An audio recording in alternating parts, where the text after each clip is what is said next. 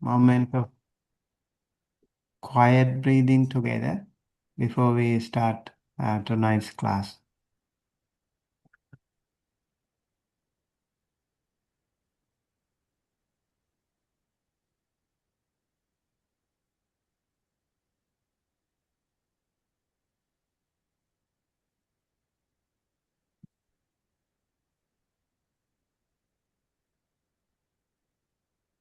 Thank you. It's good to see you, all of you, here again in this evening, ready to continue our journey through the history of Buddhist culture. So, can you see my background? Yes. Yes. Yep. So, I just want to share with you. I have actually our residents here. They have helped me find some different Buddha statues, and so I want to show you first. Maybe I show you first. Okay. Okay. This is a beautiful um, white Buddha statue, and you can see a lot of decorations here. And this is the hair, and also you can see what we call the knot. It's like when those practitioners in the wilderness, they don't have time to have haircuts like us. So they just have a knot on top, and the artist made it like this. And also in Manjushri Vastu Vidya, they also have a number of, exact number of these knots. And you can also see some decorations actually. These are not the original Buddha's robe. It doesn't probably look like that, but that's how the art goes. When the artists come, they all have so many wonderful statues. Over here, this little statue, can you see? um, You, this it is seems like maybe your video blur is on, so it's a little hard for us to see the detail. okay. Can you see now?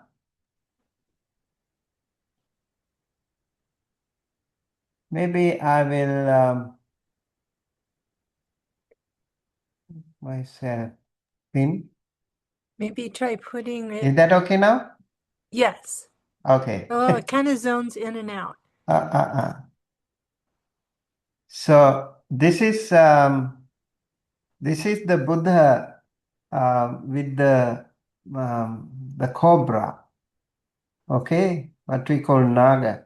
And when he was meditating, it is said there was a torrential shower for so many days, and then a huge, like a king cobra, came and wrapped around him, and this is the hood to save him from the shower. So the artists have again made it very different. Like I said last time, I don't know how to make it like. Maybe Oh, try putting it right directly in front of you. Maybe is it this would. okay? Oh, oh You could put it no. like in front of you, like this, like right in front of you. There you go. Okay. Yeah, Okay. that works. Right. So you can also Beautiful. see as we mentioned yesterday, they are Suvarnabhumi, from Suvarnabhumi. Yes, Muchalinda, Muchalinda Naga. So Suvarnabhumi is golden land. So that's why in Myanmar and Thailand, they have the Buddha statues with this gold color. And very interesting statues are also there. This is again, I think, a more modern type of Buddha, a relaxed kind of Buddha.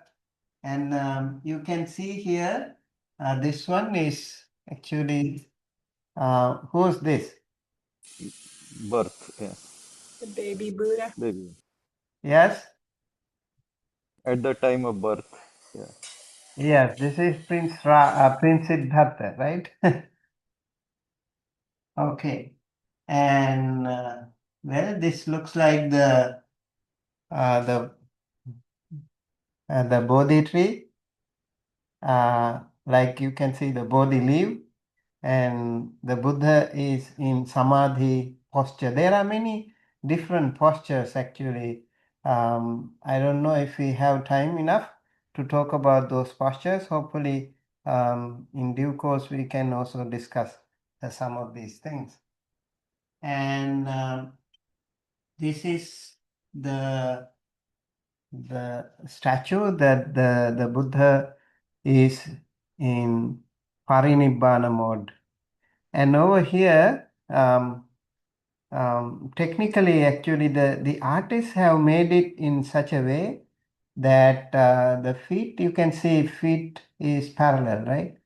So usually if the feet, they are parallel, that means sleeping mode.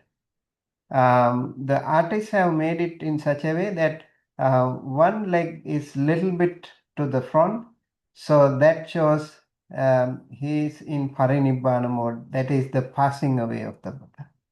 So in Sri Lanka also we have a lot of statues like this, and in Thailand, in Myanmar, Cambodia, Laos, and also the other countries you can find these statues, huge ones actually. Okay. I don't think I'll be able to do all of them, but maybe a few. And what do you think of this?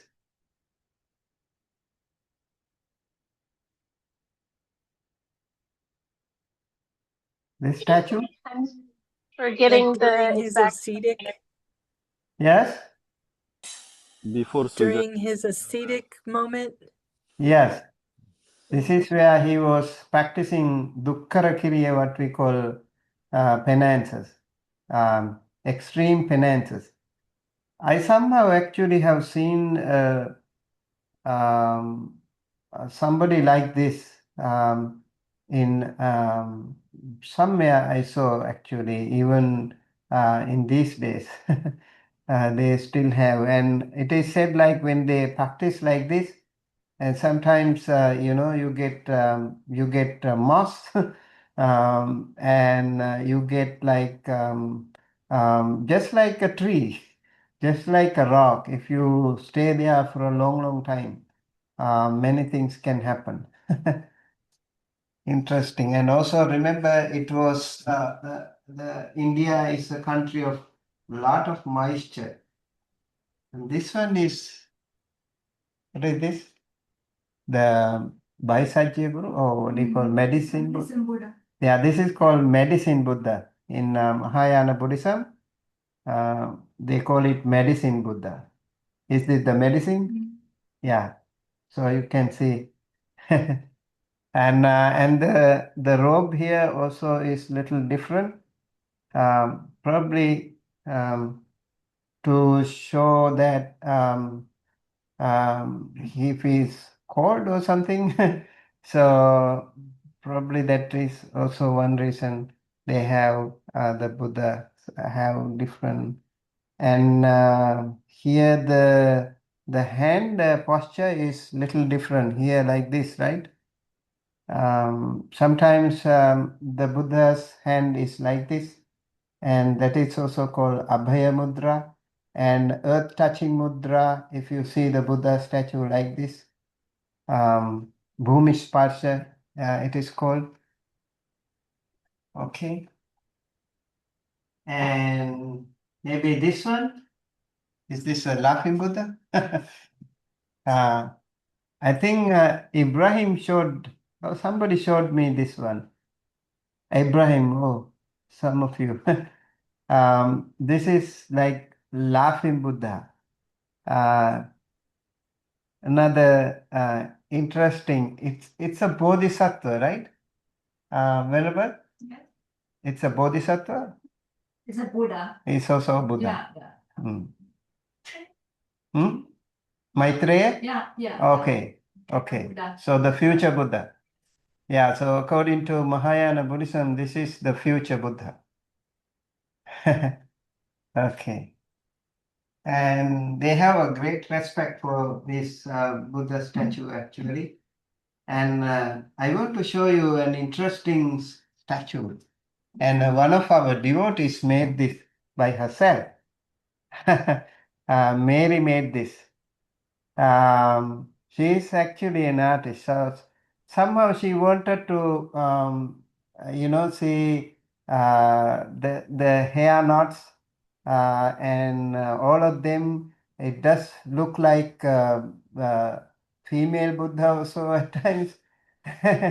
So yeah, interesting depiction of the Buddha again. We want to appreciate one of our supporters of the monastery. And I think this one, I don't know whether it is is that a Buddha statue? Not really, right? This is an interesting statue. I want to actually show you because I think one day when Buddhism flourishes in Africa, you will find many Buddha statues just like this. That's how the Buddha became localized. Right now in Uganda and Tanzania and some countries I know local Buddhists are there and a lot of monks are also practicing there.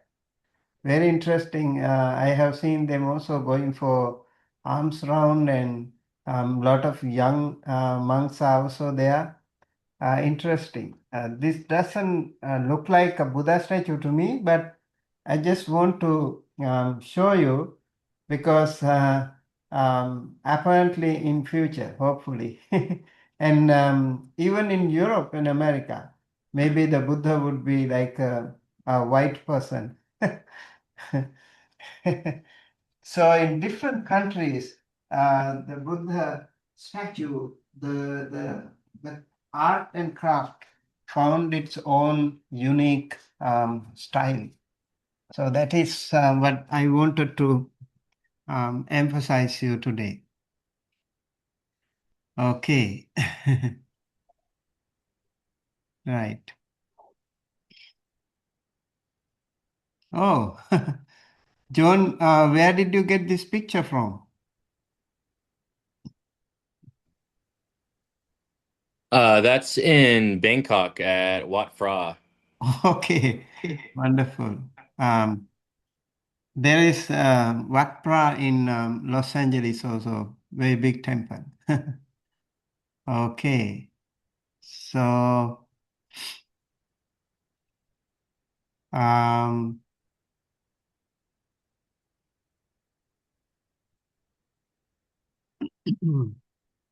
so yesterday we talked about the Buddhist culture, the fundamentals of Buddhist culture. We just discussed a little bit about that, and we also discussed two suttas, right? Dhajagga Sutta and Satyavibhanga Sutta. Tonight we will, on day 3, we build directly on that foundation. And our theme is, this evening is Buddhism as a cultural movement. Okay, let me actually share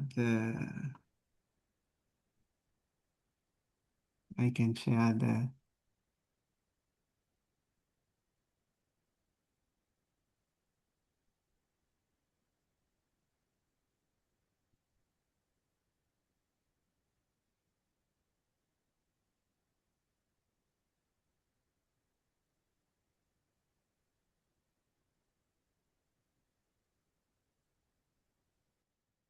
okay, this is the,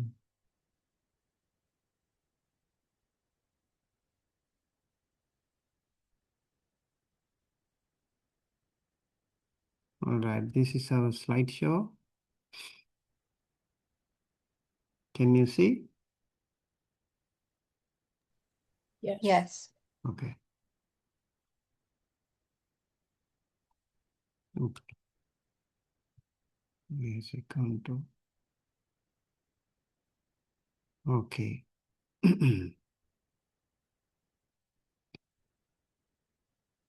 So Buddhism as a cultural movement. Um, um, so how did Buddha's teaching develop from a path of personal liberation into a major cultural tradition across different societies? This is a question that I want to ask you, but just keep this in mind and we will build our lecture on this topic. Okay.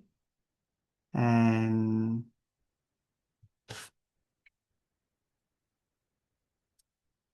so over here we can also see in the book that we are going to talk about um, the what do you call uh,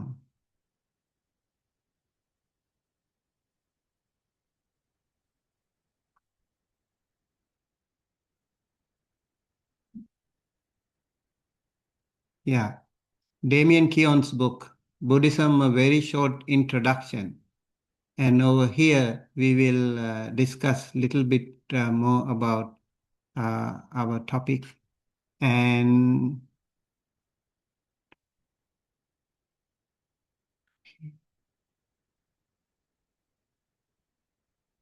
okay, so here, Buddhism as a cultural movement, when we discuss about that, hopefully we can also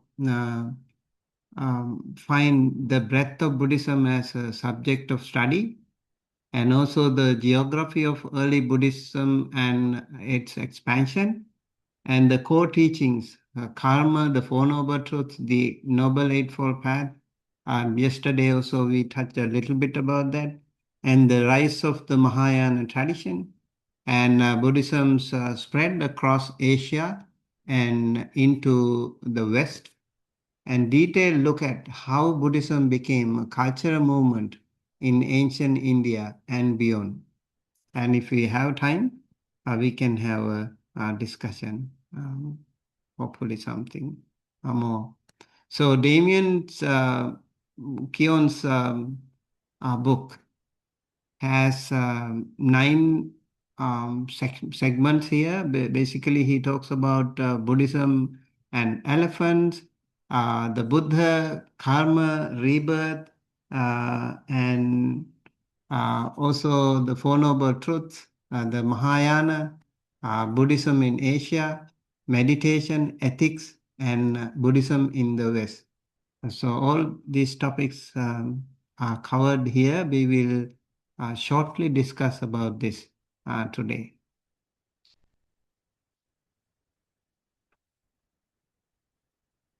Okay.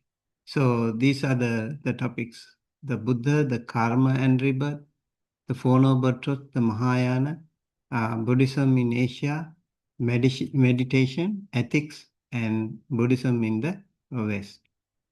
So some of the key places you should know by name. Okay, one is Lumbini. What is Lumbini? The birthplace of the Buddha. And Kapilavatthu, the town associated with his early life. Kapilavatthu is the capital city of Shakyans. So where he was grown up. And Bodh Gaya or Buddha Gaya, the place of his enlightenment under the Bodhi tree. This is again, you need to remember this name. Okay. Isipatana, near Varanasi, where he delivered his first sermon. and Savatthi, where he spent many rains retreats and gave a great number of his discourses. Savatthi, Jetavana Monastery was there, basically where the Buddha was spending 19 rains retreat. And there was another major temple there that was called Ubbarama. And there also the Buddha spent uh, six vasas or rains retreat. So altogether in Savatthi alone, the Buddha spent 25 out of 45 vasas or rains retreat. So over here, the Buddha has taught hundreds and thousands of discourses. Very interesting and very important place, Savatthi. And Rajagaha, a capital of the kingdom of Magadha, again an important place where King Bimbisara and later his son Ajatasattu, they were also ruling, and one of the major kingdoms in the country. And Vesali, another major city associated with the teaching activity and later with the Second Buddhist Council. We also call it Visala. This city also has some Ashokan pillars today. You can see a very fine, complete, beautiful Ashokan pillar in Vesali. And Kusinara is the place where he passed away. We call Parinibbana or in Pali or Parinirvana in Sanskrit. So Kusinara, today we call it Kushinagar, again in Uttar Pradesh, India. Pataliputra, which later became major imperial capital. This is another city that is associated with the spread of Buddhism. Nalanda, we learned yesterday how it became such a wonderful university or a great scholarship that was produced through this wonderful place called Nalanda. These are some of the places that I would like to bring your attention to. And okay. And then, yes. So over here you can see the map where those places are located. You can see Bodh Gaya, you can see Uruvela, the three brothers, Jatila brothers, along with 1,000 disciples. They actually joined the Buddha at the very early stage, a very important place again. And Rajagaha, Rajagaha also is important as Veluvana Monastery was there, the Bamboo Grove Monastery, and Nalanda, again the university, Pataliputra Patna, and Vesali, and Kushinagar, Isipatana, Sarnath, where the Buddha preached his first sermon. You can see from Buddha Gaya to Benares. He walked 200 kilometers by barefoot. So where he preached his first sermon. And then Kushinara here is the place where he passed away. So Kapilavatthu and Lumbini, you can see they are very close to each other. Lumbini is his birthplace, and Kapilavatthu is the place where the Sakka or Shakya clan was ruling. And Savatthi again, where the Jetavana monastery was there. And King Kosala was the ruler of that area. And you can also see the Ganges here and the Nepal. So Calcutta here. And overall, you can see the Buddha was traveling this area. He was covering in this area. Okay, and here again you can see where Buddhism spread to different parts of the world. Theravada Buddhism, you can see this part like Sri Lanka, Myanmar or Burma, Laos, Thailand, Cambodia. In these countries, basically Buddhism is predominant. Of course, in other countries also we have Buddhism, for example, in Vietnam and India, even in Bangladesh. Um, but these are the major Theravada Buddhist countries. And then if we go to the Mahayana Buddhist countries, you can see these China, mainland China and Mongolia, South Korea, and then Taiwan, and then Vietnam, Japan, Bhutan, Tibet, and also Nepal. They have mainly Mahayana strongholds, very vastly spread actually. And even in India, we can see all the three traditions today, like Theravada, Mahayana.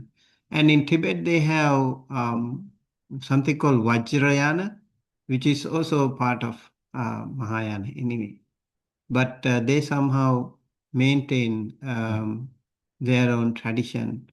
Right now, Dalai Lama is in this part of India, what we call Dharamshala, close to Ladakh. So where he and most of his disciples live there. After the country was invaded by China, Tibet, and then Dalai Lama and all his disciples ran away and they took refuge in India. Okay. So this is the chapter 1 of the book. So it is called Buddhism and Elephants. Okay. Can you say this? What do you think of this? So when there is an elephant and then the It's other the people are story. all blindfolded. Yes. Isn't that the perspective that everyone might see the same thing, but see it differently, like understand it differently, even if we're all looking at the same concept? Yes, that's right. So if you are asked to, explain elephant, now these persons only touch that area only.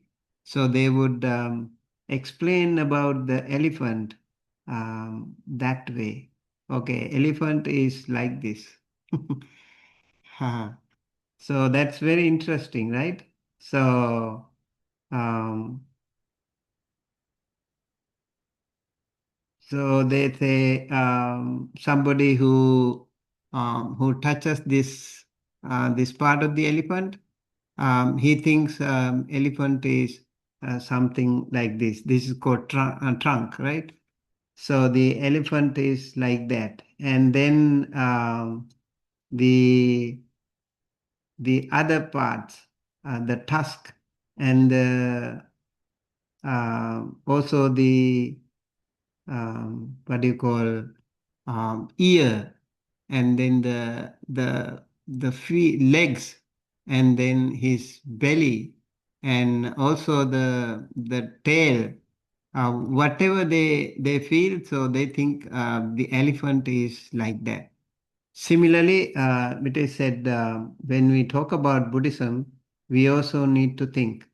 So it is not just one part. It is the whole package actually.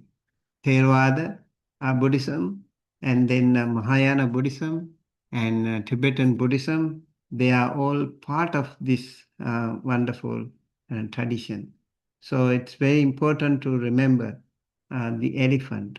So the one who touches the trunk would say elephant is like a thick snake. It's like a, what do you call, giant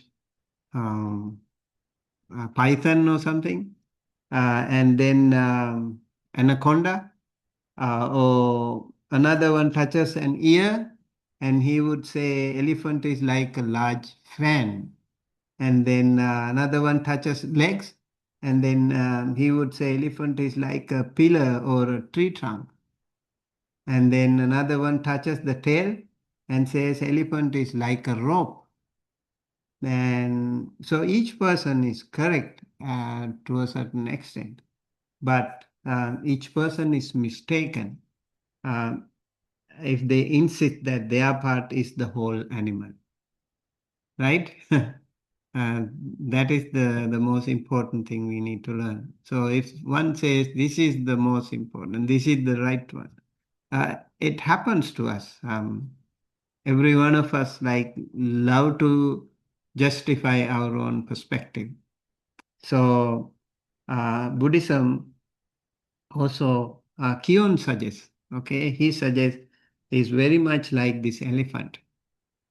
In the modern world, Buddhism has been described as a religion, a philosophy, and also a system of meditation and ethical code, a form of mysticism and humanism, or simply a way of life.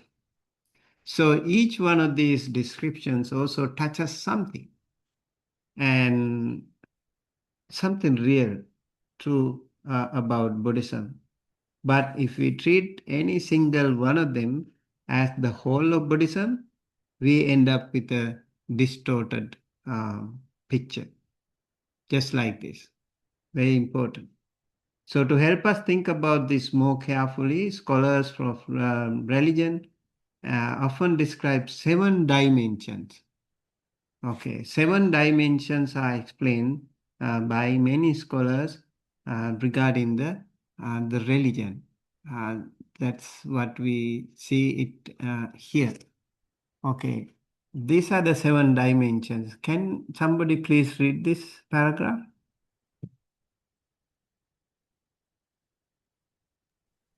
I can read it. Okay. A religion without God. Some scholars have denied that Buddhism is a religion because Buddhists do not believe in a supreme being or in a personal soul. But is this judgment based on too narrow a definition of religion? According to Ninian Smart, religions have the following 7 dimensions. If Smart is correct, it seems justifiable to classify Buddhism as a religion. Number 1, practical and ritual. Number 2, experiential and emotional. Number 3, narrative and mythic. 4, doctrinal and philosophical. 5, ethical and legal. 6, social and institutional. 7, material. Yes. Okay. So over here, practical and ritual.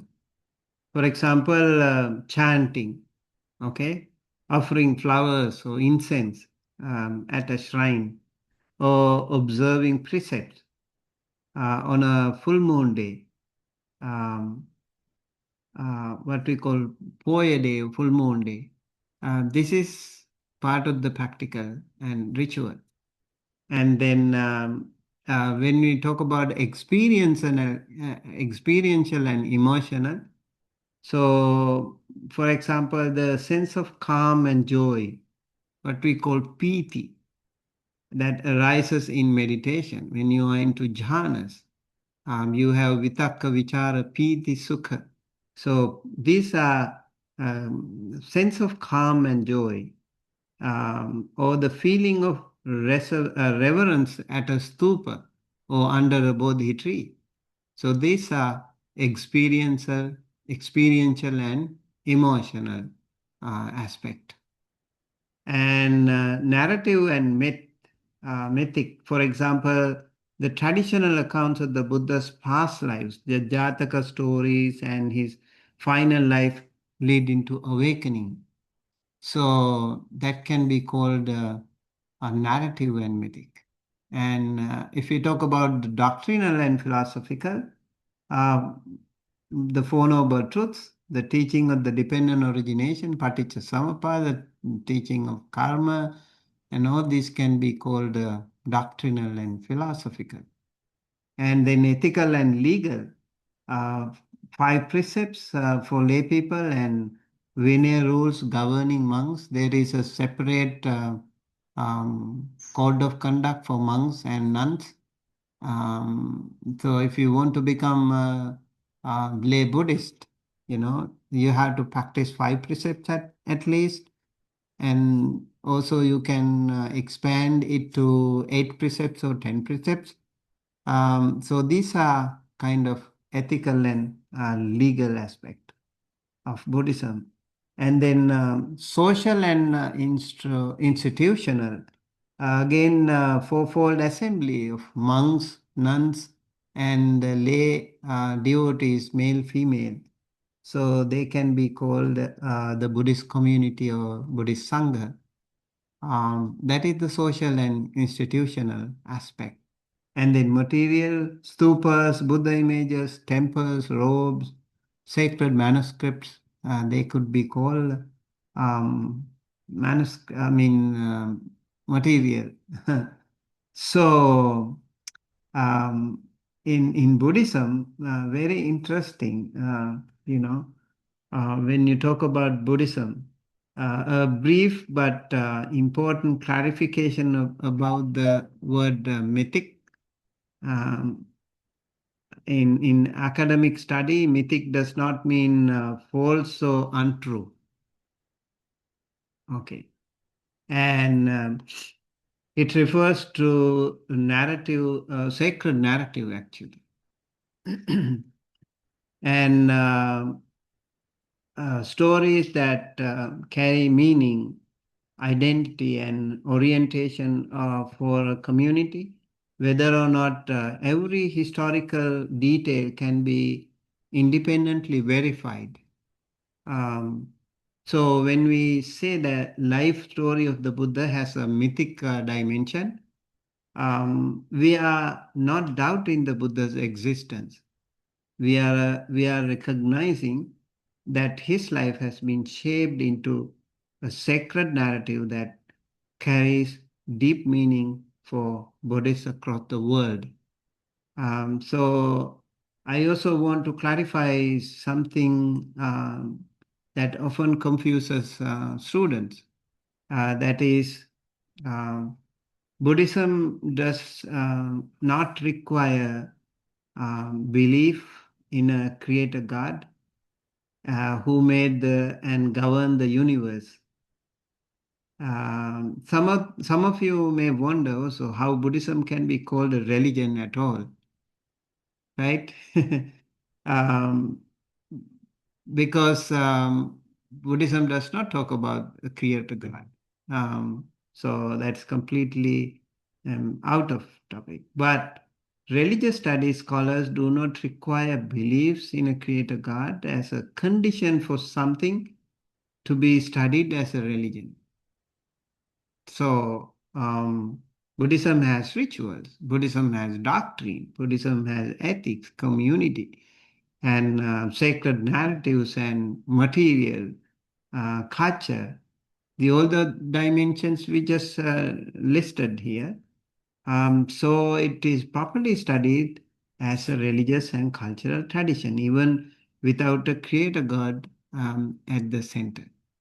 That I want to clarify. And then over the centuries, Buddhism developed into different schools and traditions. Natural development for any major religion or tradition as it spreads across time and geography, encountering new questions, new languages, and new philosophical challenges. This diversity is not a weakness. It shows the vitality of a tradition capable of keeping to many different people across many different centuries. Okay, so let me also leave you with this question. We should study the whole elephant, not only part that is most familiar to us. Then it becomes the whole elephant, otherwise just a part of it. So if we know only Theravada, if we know only Mahayana, if we know only Vajrayana, then it is just a part of it. It is better if we can learn the whole elephant. We can get a clear picture of that. Okay, so let us now turn to the historical founder of this tradition after this Buddhist sects and um, yes, schools. Can somebody please read this paragraph for me? I can I read. can. Oh, Okay. go ahead, Tom. Okay. Buddhist sects and schools. Over the centuries, many sects and schools of Buddhism have developed. A major division is between the conservative Buddhism of South Asia, found in countries such as Sri Lanka, Burma, and Thailand, and the more doctrinally innovative schools of the North encountered in Tibet, Central Asia, China, and Japan. In South Asia, the Theravada school predominates. Its name means the abiding teaching or original teaching, although it is commonly translated as the doctrine of the elders. This school regards itself as the custodian of the authentic early teachings which date back to the Buddha himself. The schools of North Asia belong to the movement known as the Mahayana, meaning the great vehicle. Individual Buddhists would identify themselves as belonging to one or other of these two families, in a way that Muslims would regard themselves as Sunni or Shiite, or Western Christians would think of themselves as either Protestant or Catholic. Thank you.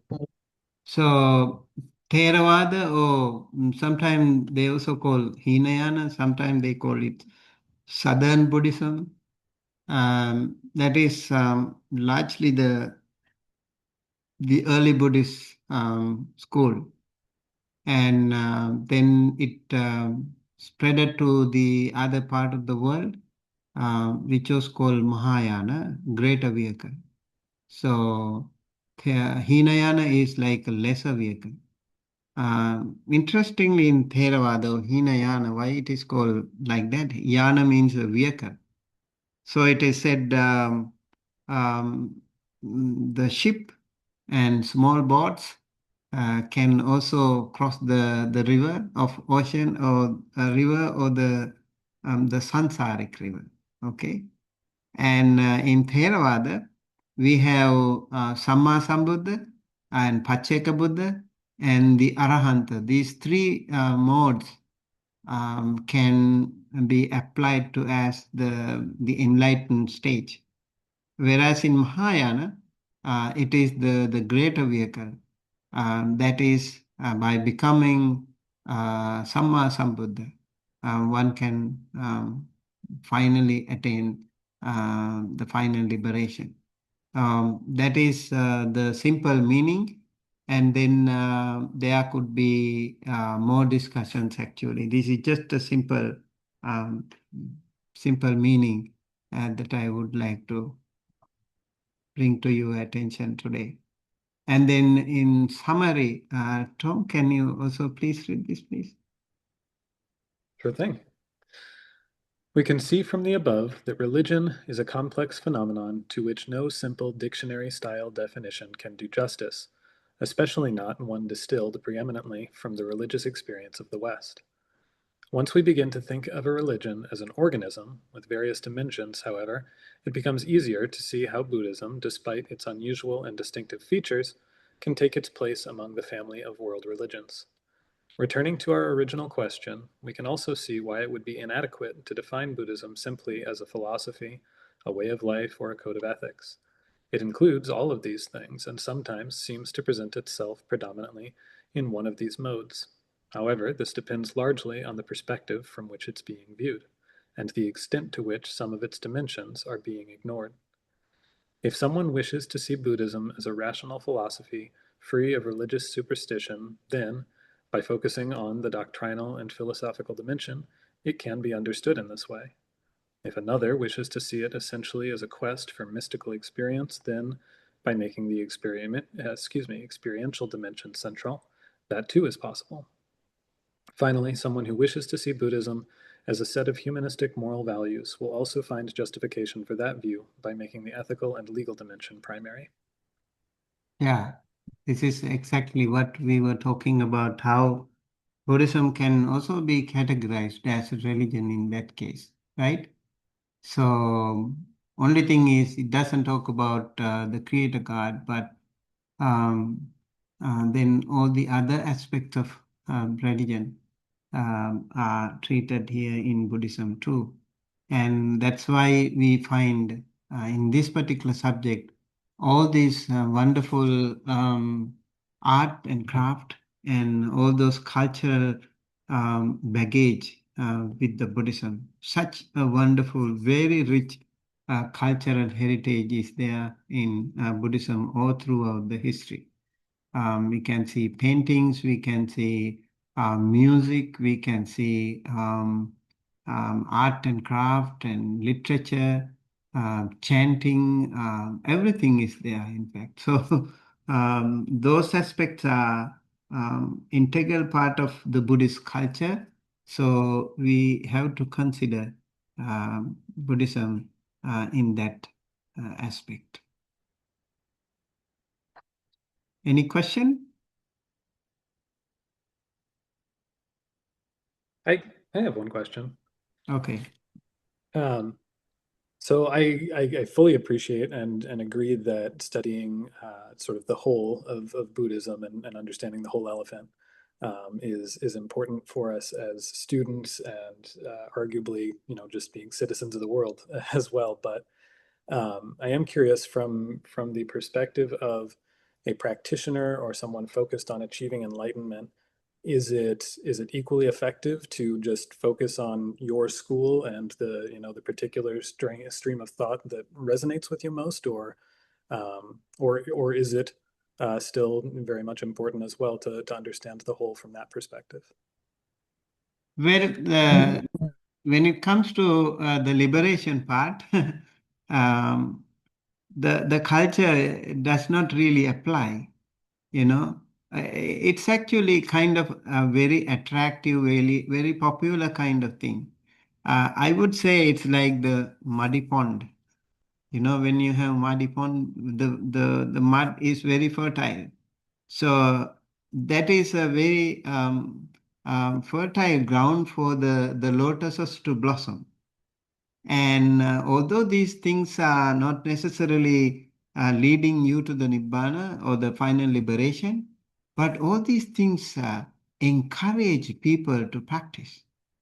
And that's how, like, sometime I have met some people who have just gone to LA Fitness and they have joined the yoga class. And eventually they found there is something more and they wanted to investigate more and they joined the temple, Buddhist temple. They wanted to learn more about meditation and they became eventually practitioners. See, that cultural aspect can also actually inspire you to take a deep dive into this real path. So it's not necessarily you have to learn all these things, but they are there as a part of the whole package. You have to find the true gem out of it. Um, that is there because it was there for over 2,500 years. We need to remember that in order to survive in so many different socio-geographical, weather, cultural, everything. So the Buddhism also had to survive with many dynamics. Such diversity is there, and those I think beautifully merging with the local cultures. That is how Buddhism was able to survive. And but then somebody has to um, take a deep dive if you want to have the final liberation. Yeah. A lot of rituals are there, but they are not necessarily, leading you to the Nibbana. Maybe they are more leading to the samsara. That's why you have to be smart and skillful too. Okay, what is the best out of it? And it's that like a sugar coated, some bitter pill inside. Um, like for children, for example, or the other people, like common public, they would like to see some of those beautiful, popular aspects of Buddhism. That's how, like, as I mentioned yesterday, like a Hipasiko, come and see, and then you can go take a look. Right. So, being born in a traditional Buddhist country does not guarantee you a place for this spiritual path if you only kind of overwhelmed with those rituals and rites only. They have to balance. They have to balance with the other real true practitioner too. But having said that, when let's say like somebody is sick, now you can probably go to deep those meditation part. That time you feel like the chanting can be very helpful. And some of those cultural aspects can be very healing to you. So those things are also important for us to remember. I think that's a beautiful, the combination of all can be important. And also depending on different people, there are different temperaments of people. Some people are very smart, they can go deep directly to the meditation side. And some people are not so smart, so they need like, roundabout way. They need some, kind of lulling and comfort zone. They need some time maybe to take, strong practice. That's how it goes. All right. Okay. I have Thank a you. question. Yes. Growing up in the Catholic world, if you missed church on Sunday, that meant you were going to hell, or you were not practicing your Catholicism. So my question to you is, when you're practicing as a whole, does that mean attendance as well to the sangha that is the nearest by, or is it most importantly the practice itself? Okay, let me ask you first. What do you think? Well, I think, as a whole, if you are taking care of yourself, taking care of the sangha and all of the aspects of that, I think attendance, yes, would be part of that leading to liberation. But I think, like the reason I'm asking is there's people like me who find it really hard to get to a physical place because of the inability to get there. I wonder about that part of it because I'm in it, but I just cannot get to a place at this time. So luckily, I think today we have technology, so you can Yeah. join an online sangha, right? Okay. If you can't physically attend to a spiritual community, you have a whole lot of wonderful communities. If you are in what do you call St. Louis or that part of the world, you can join Maba. Yeah, Or I'm a Mamba member. yeah, so if you are in like Washington, Seattle or something, you can go to Clear Mountain. And if you are in New Jersey, New York, you can come to Empty Cloud. If you are in Los Angeles or California, San Francisco, there are also many beautiful, wonderful temples. And so communities are there. And apart from that, the online communities can be open to everyone. People join us from all different parts of the world, right? From Asia, from Australia, from Europe, they all can join. So I think luckily we can do that. So you don't necessarily have to be a part of it actually. If you, but that kind of helps psychologically also. It helps us when we have, a community where we can reach out to when we are in trouble, when we need some, some comfort, when we have a question to ask. It's always helpful. But if you are smart enough, you don't have to. The Buddha said, rather than going to wrong friends, be strong and stay alone. That's better. So if you find the right one, it's okay. But just for the sake of it, you should not go to any friends. So in that case, you have to be like a rhinoceros, as I mentioned yesterday, or day before probably. So rhinoceros is a very strong animal who can survive alone, brave and resilient. And similarly, if you want to be alone, some people are like that. They don't want to like mix with so many people, but they still want to be in touch with the community. Not too much into, a lot of public gatherings and all. In that case, you have to be internally stronger. Very important, just like the rhino. So you can survive. Because when you are alone there, you will be attacked by a pack of lions. There could be lot of danger. So that's why sometimes we humans, mostly, even animals, they want to, stay as a community, as a group, for their own safety. And in spiritual world also, spiritual practice also, we need to have that, companion, right friendship. Very important. Like the Buddha said in Mangala Sutta, asevana cha balanang panditanang cha sevana. You have to avoid the foolish friends. You have to associate the right, good, wise friends. That's a very important thing. Okay. Thank you so So, and also you are not alone. Don't worry about that. We have many people, but I think we can be in touch together. Thank you. Okay. All right. So this again is a part of the book. I would like to invite someone to please read this part. I can read it. Okay.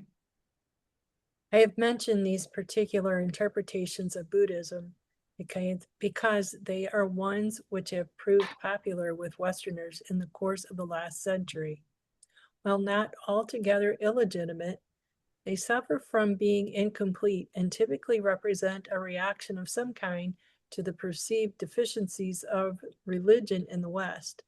To focus on just one of the dimensions of Buddhism in this way is to make the same mistake as blind men did in grasping hold of one part of the elephant.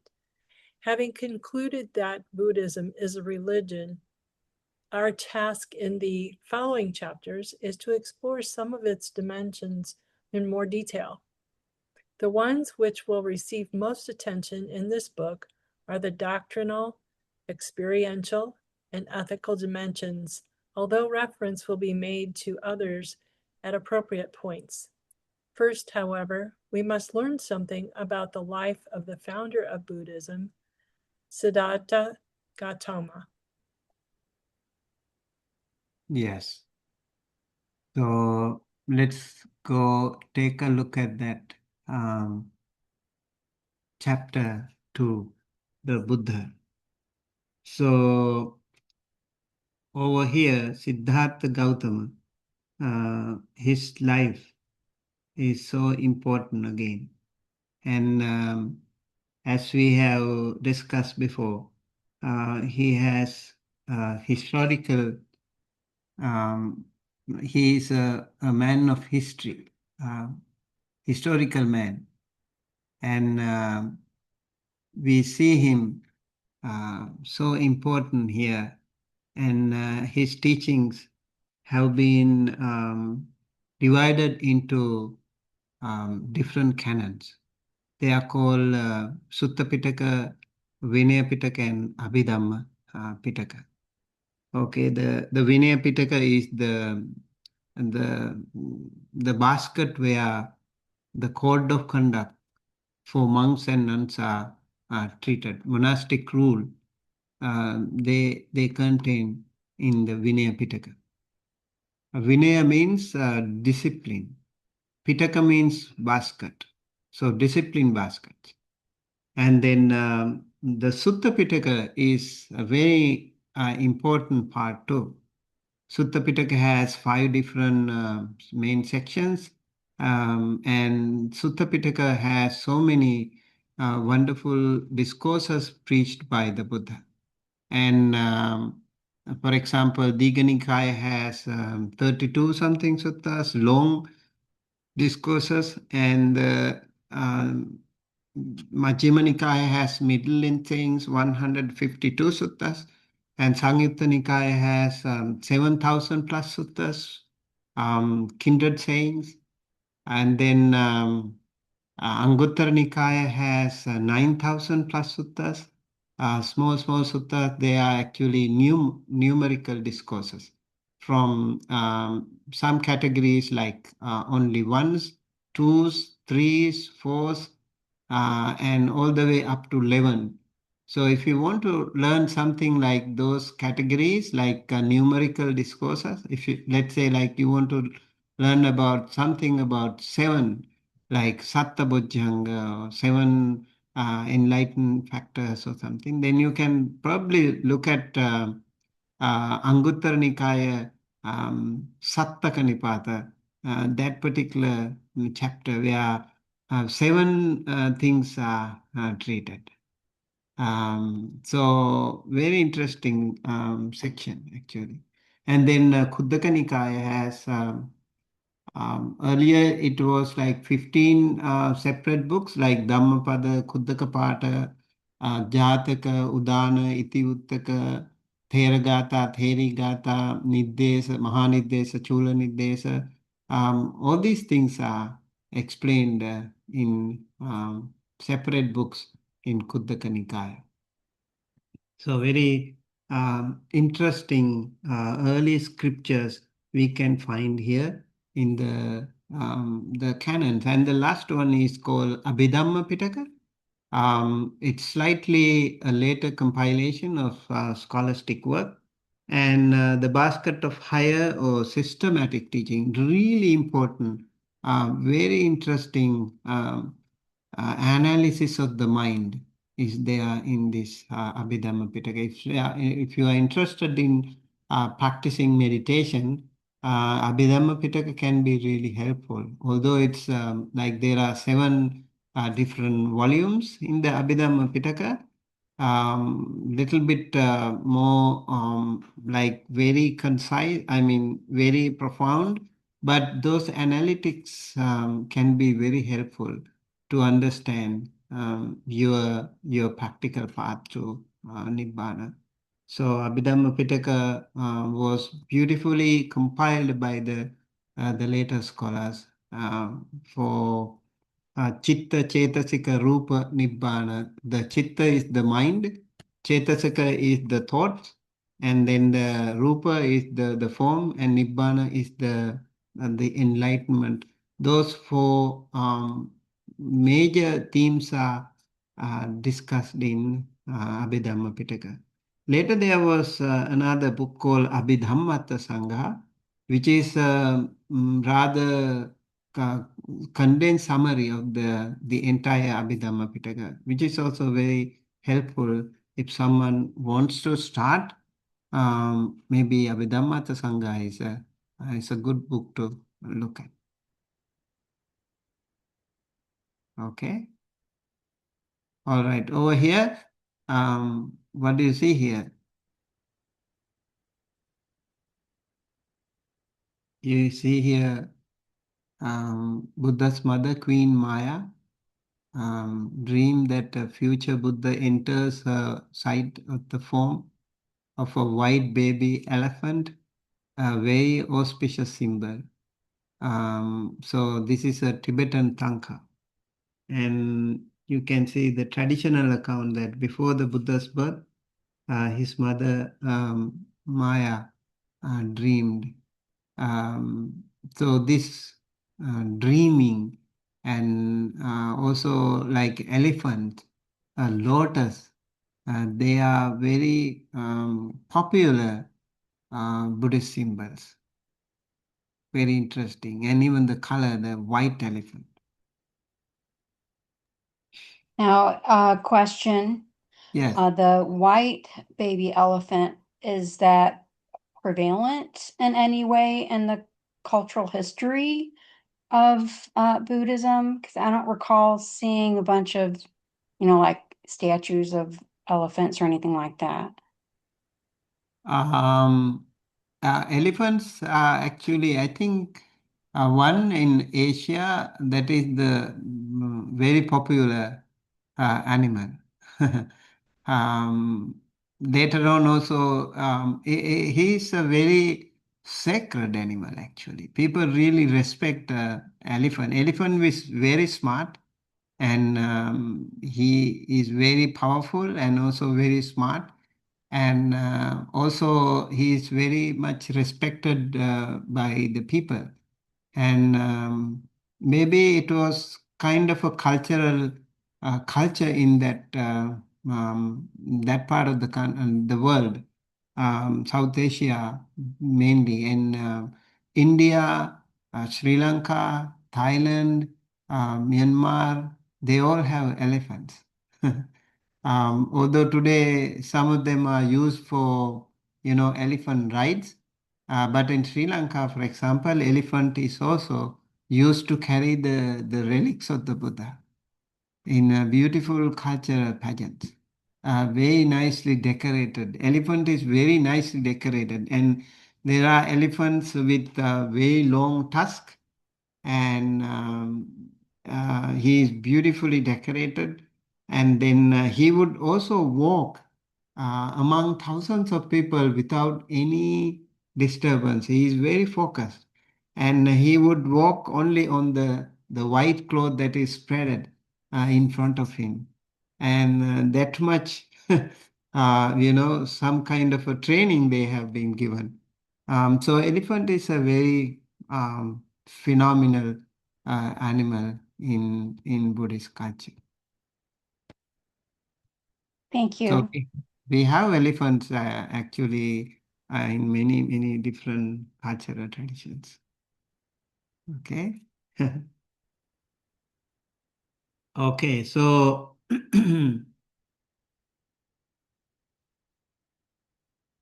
over here you can see the Buddha gains enlightenment.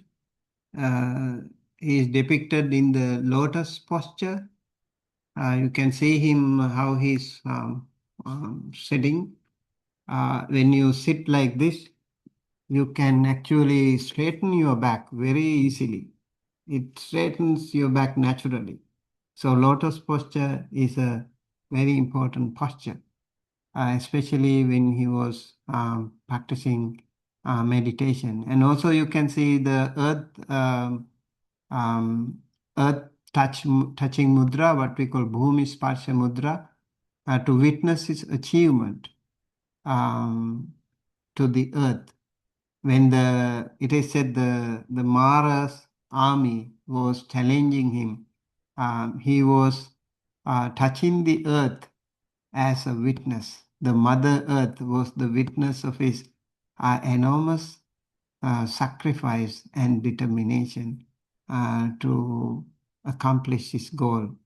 So that is why the earth touching mudra is explained. This is Western Tibet, again, 11th and 12th century AD. Beautiful Buddha statue.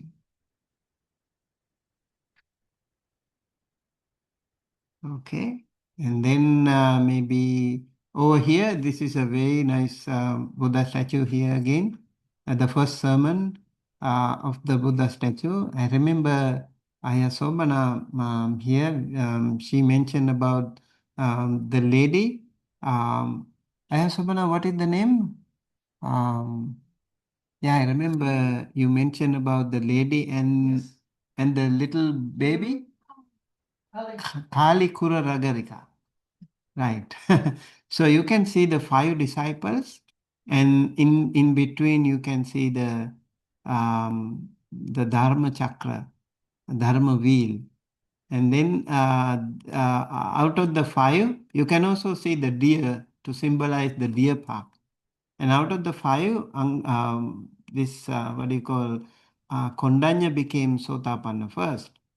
And after this, actually, it is said Kali, she heard the Dharma from the Devas, right? Very interesting. So she is also included here. And you see this beautiful Buddha statue, very serene kind of a Buddha statue here. First sermon at Isipatana Migadai. Varanasi, the five ascetics. So the community of Sangha begins with this. So I would like to hold on to this key distinction. The Buddha's enlightenment established the awakened teacher. The first sermon and the first disciples established the Buddhist movement. We talk about the Buddhist movement, cultural movement. So Buddha as the awakened enlightened master, and then the Sangha, they form the cultural movement. And he addressed his first 60 disciples, and he said, let me say it in Pali first, which is more comfortable to me. Charata bhikkhave charikang bahujana hitaya bahujana sukhaya attaya hitaya sukhaya devamanusanam ma ekena dve agamita. So he addressed his first five enlightened monks, and he said, um, go forth, go forward, and teach the Dhamma for the well-being and happiness of the many. Not only the humans, but also the others, even the devas, so celestial beings. And if there are two paths, please take if one person goes along one path, the other person goes along the other path, so more people can be helped. So please, one person go alone and take more paths, go along many paths, so that you can reach out to so many people to help them and to come out of this samsara. So that cultural movement started with the Sangha. Okay? So from this point onward, Buddhism is no longer only about one person's inner realization. And then you can see enormous sacrifice, dedication, life and energy being dedicated, devoted for the well-being and happiness of many people by the Sangha. So all these monks, although the Arahant monks, looks like they are a little bit, sometimes it is misunderstood that these monks are kind of selfish. Not really. Once they attain arahanthood, they go everywhere to help others. So it's as long as they live, they continue to help others. They continue to practice for the well-being and happiness of the others. That is the key objective of the monk's life. So we need to remember how important it is to have these wonderful monks as flag bearers. For the last 2,500 years, these monks have been in millions all across the world. They have been traveling and they have been walking all the time, except the rain retreat, rain 3 months. They would walk everywhere, travel everywhere to teach the Dhamma, to preach the Dhamma, to help the others. So very important movement. So it becomes a community, a shared discipline, and a growing culture. This is why we speak the triple gem. One, the Buddha Ratna, okay, Buddha Ratna, the jewel of Buddha. And the second is Dhamma, his teaching. That is the second jewel. And then the third one is the Mahasangha, bhikkhus and bhikkhunis. They have become such a phenomenal, played such a phenomenal role in rolling the Dhamma for the well-being and happiness of the many. So in that cultural movement part, this monk's role is so important. So they are called Sangha Ratna, Sangha Ratana. That means the jewel of Sangha. That is why they are called Buddha Dhamma Sangha, triple gem. When you say Buddhang Saranang Gacchami, I go to the Buddha as my refuge. Dhammang Saranang Gacchami, I go to the Dhamma as my refuge. Sanghang Saranang Gacchami, I go to the Sangha as my refuge. They are always being respected because of their unique virtues and unique benefit to all sentient beings. Okay? All right. I think with that we can probably take a break. Okay. Unless you have a question.